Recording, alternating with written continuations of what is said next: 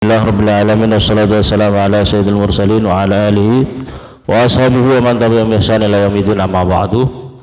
An Ibnu Abbas radhiyallahu anhuma marra sallallahu alaihi wasallam bi qabraini wa qala innahuma yu'adzibani wa ma yu'adzibani fi kabirin amma ahaduma fa kana la yatabarra'u min al-bawl wa amal akhar fa kana yamsi bin namimah.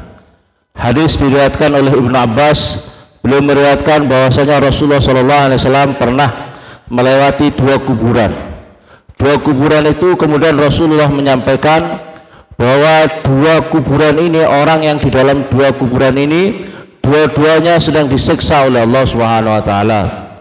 Terus kemudian wa may ya'dzibani fi kabirin. Rasulullah menyampaikan bahwa kedua kuburan orang yang di dalam kubur ini tidak karena dosa-dosa besarnya, tetapi amahaduma. Adapun yang salah satunya, yang pertama adalah la yatabarra minal baul. Yang pertama, kubur yang pertama, dia itu disiksa di dalam kubur karena tidak membersihkan pipisnya, karena dia tidak menjaga najis pipisnya, kencingnya. Hadirin yang dimuliakan oleh Allah, maka penting kalau pipis itu harus benar-benar bersih, harus benar-benar dibersihkan. Caranya pokoknya, kadang-kadang cara membersihkan gimana? Kadang-kadang mohon maaf ini hak, jadi agak dibersihkan terus sambil dihem-hem atau gimana caranya, supaya yang penting jangan sampai masih ada tersimpan pipisnya, air kencingnya, dan kemudian ketika dia sholat, kemudian apa akibatnya? Kalau dia baca Al-Quran, kalau dia kemudian sholatnya tidak sah, merasa dirinya sah tapi tidak sah, maka kemudian disiksa oleh Allah Subhanahu wa taala karena meninggalkan sholatnya, karena ibadahnya tidak sah, dan sebagainya. Maka ini penting, harus mengerti terhadap masalah kesucian diri kita dari masalah najis kencing, ya. Kalau yang kemarin hadis yang saya sampaikan adalah kebanyakan orang disiksa di kubur karena karena faktor kencing, karena najisnya kencing. Kalau di sini langsung karena tidak membersihkan, atau juga karena percikan daripada kencing itu yang mengenai pakaian kita, badan kita, atau lantai kita, sehingga kita tidak sah sholat kita. Kita merasa diri kita sudah sah, ternyata tidak sah, kemudian kita disiksa di alam barzah. Maka oleh karena ini Rasulullah menceritakan kepada kita hal semacam ini supaya kita menjadi hati-hati. Ternyata tidak karena dosa besar. Kalau dosa besar jelas mabuk, zina, itu karena dosa besar. Ini ternyata dosa yang seolah-olah merasa dirinya tidak dosa, merasa dirinya enggak dosa, tapi ternyata dosa. Karena apa? Akibatnya enggak sah sholatnya. Yang berikutnya lagi adalah al-akhar fagana yamsi bin namimah. Yang kedua, faktornya adalah yang orang yang disiksa itu karena banyak menebarkan namimah, mengadu domba, ya. Kalau zaman dahulu mengadu domba kayak apa, agak susah. Sekarang mengadu domba gampang, lewat medsos, menebarkan hoax, menebarkan fitnah, cacian, ya, menebarkan permusuhan lewat media sosial. Sekarang dosanya lebih banyak, ya, dibandingkan dengan orang-orang dahulu. Kalau orang-orang dahulu menebarkan fitnah mungkin satu dua orang ya.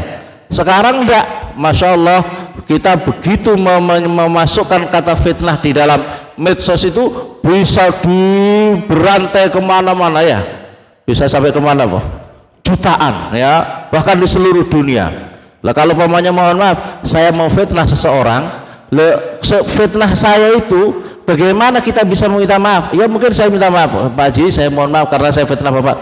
Tapi ucapan itu kan tersimpan di medsos, kemudian diakses semua orang. Ini menjadi masalah. Berarti kita ini menjadi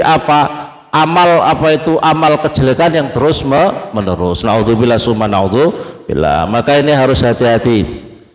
Summa akhadha bi jaridah, maka kemudian Rasulullah mengambil pelepah kurma, kemudian pelepah kurma itu dibelah sama Rasulullah, yang satu ditancapkan di kuburan yang satunya di kuburan satunya. Maka Rasulullah menyampaikan, semoga saja ketika masih basah hal itu orang yang di dalam kubur diringankan siksanya.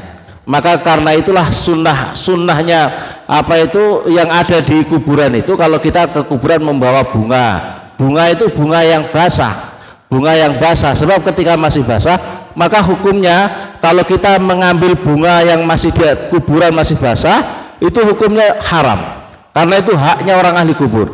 Ketika masih basah ketika masih basah dia berzikir, tasbihnya, zikirnya itu diberikan kepada orang ahli kubur, ya. Makanya kenapa kemudian kalau kita tabur bunga kemudian disiram dengan air, maksudnya adalah supaya tidak cepat layu, ya. Itu yang dapat pahala adalah yang basah-basah, yang masih basah. Tumbuh-tumbuhan yang masih basah, bunga dan sebagainya yang masih basah, yang akan bisa membawa tasbihnya diberikan kepada orang ahli kubur. Tapi kalau umpamanya sekarang ini bunganya bunga kertas, wallahualam, kertas itu nggak hidup kan ya, bunga kertas sekarang ini, ya, ucapannya pakai bunga kertas, ya, pokoknya formalitas. Tapi yang dapat pahala itu adalah sunnahnya adalah yang masih basah tadi, ya, yang sunnahnya adalah masih basah. Ma'asyiral muslimin yang dimuliakan oleh Allah Subhanahu wa taala, ada seorang ulama, seorang waliullah bermimpi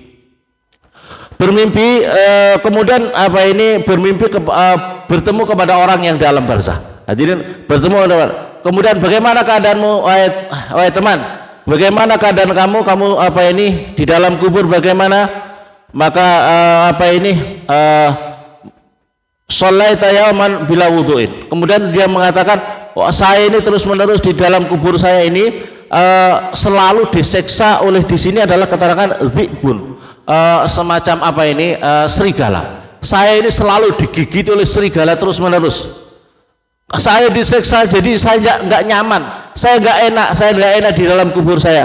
Terus ditanya oleh ulama tadi, apa sebabnya? Kenapa kamu selalu diseksa oleh serigala terus menerus yang menemani kamu di dalam kubur itu? Sebab saya adalah sholaitu yauman bila wudu'in. Saya pernah sholat tanpa wudu. Jadi saya pernah sholat tanpa wudu, atau merasa wudunya sah tapi tidak sah. Loh, ini hati-hati juga, ya, hati-hati masalah wudu. Caranya wudu yang benar bagaimana, ya, caranya wudu yang benar bagaimana. Karena itulah kemudian Allah mewakilkan ini serigala yang terus menerus menggigiti saya di dalam kubur, terus menggigiti saya. Gimana enak kita di dalam kubur, katakanlah kita mungkin sholatnya dibangunkan rumah, ya, kita ditempatkan dalam barzah itu nyaman, tapi ada serigala sedikit-sedikit gigit kita, nggak enak. Maka oleh karena itu harus hati-hati. Ini masalah karena digigiti oleh serigala, karena sholat tapi tidak bisa menjaga sahnya wudhu.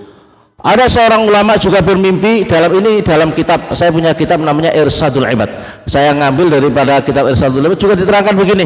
Terus bermimpi kepada seseorang, terus begitu, bagaimana keadaan kamu dalam barzah?